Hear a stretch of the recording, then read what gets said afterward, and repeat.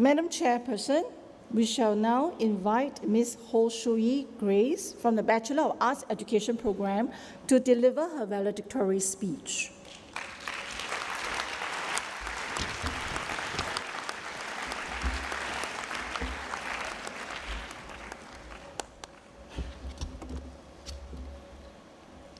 Mr. Heng Swee Kiat, Minister for Education, Ms. Chan Lai Fang, Permanent Secretary, Education, Ministry of Education and Chairperson, NIE Council, Mr. Neo Kian Hong, Permanent Secretary, Education Development, Ministry of Education, Mr. Lim Boon Wee, Deputy Secretary, Services, Group Director HR, Ministry of Education, Ms. Loh Karget, Deputy Director General of Education, Schools, Director of Schools, Ministry of Education, Professor Tan Un Sing, Director, NIE, distinguished guests, fellow graduates, ladies and gentlemen, a very good morning to all of you.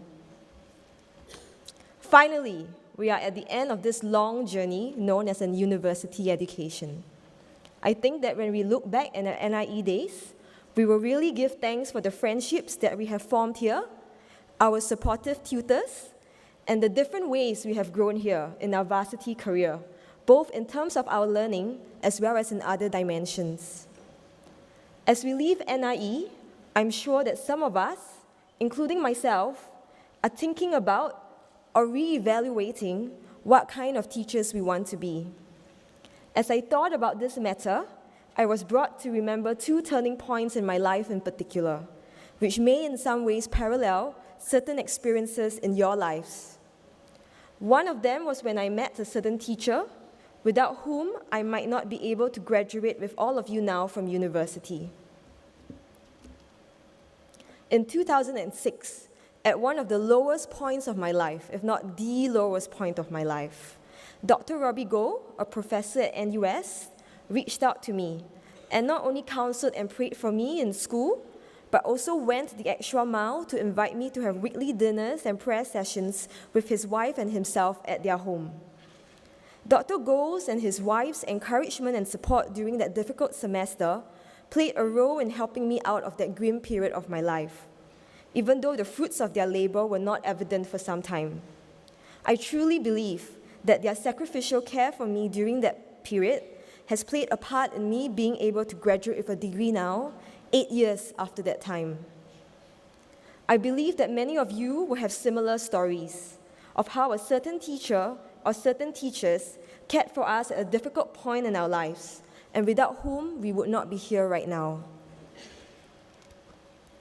When I spoke to my NIE friends about teachers who have made a difference in their lives, there was always a common refrain. They went the extra mile to help me. A friend said, she was heavily pregnant, but she would still stay back until 6 p.m. almost every day to help my class with AMATs. Another friend reported, my CCA teacher paid out of his own pocket so that my CCA mates from lower SES backgrounds could join us on overseas training trips. My hope for all of us, including myself, is that we will have the perpetual love and strength to be such teachers who will go the extra mile to care for our pupils. Pupils watch, and they know when a teacher genuinely cares for them. No words need to be said. I really do believe that the most important thing is not to simply teach our students, it is to care for them. Dr. Goh and his wife's care for me, not for my studies, but for me, helped me to move forward. The care and concern of my friend's CCA teacher for his students helped to turn my friend from a wayward student into a focused one, and also inspired him to become a teacher. We might never be able to see the fruits of our labor of love.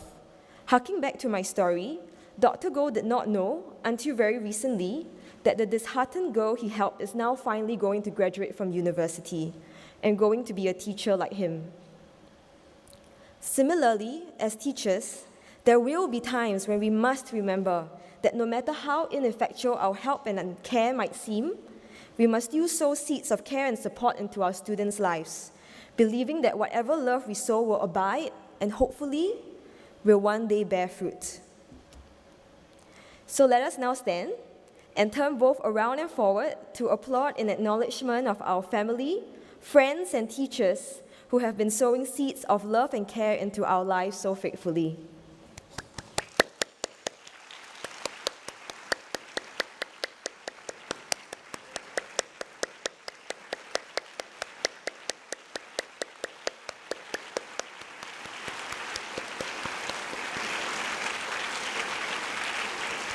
Thank you.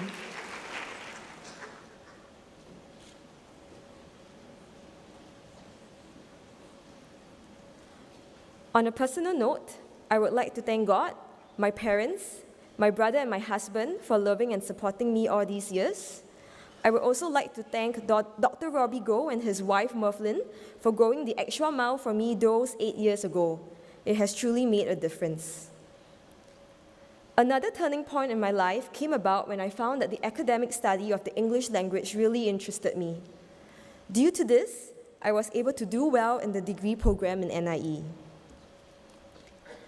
In his book, The Talent Code, Danny Coy found that surprisingly, many world-class pianists did not study with an expert teacher when they first began to study music.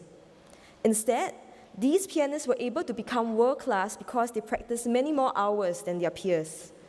And this was because their first piano teachers were motivating. They were kind, caring, patient, and interested in making music exciting and fun. In the same way, let's be teachers who will do that for our pupils, who will find ways to make the subjects we teach come alive for our pupils, who will try our best to kindle in our pupils an interest, even a love, for the subjects we teach. So, dear friends, we have a lofty and weighty task ahead of us. It's daunting, but let's not forget that it can also be incredibly fun and life-affirming when we connect with our pupils. We will undoubtedly fail at being the best versions of ourselves as educators at times, but let's not give up and persevere on, for the good of our pupils as well as for ourselves. So, dear fellow graduates, all the best for your individual journeys. I wish for all of us a legacy of love and fruitfulness in our teaching, that when we look back at our teaching career, years later, we will see the lives of our ex-pupils transformed and changed for the better, thanks to the faithful love and teaching we have sowed into their lives. Thank you.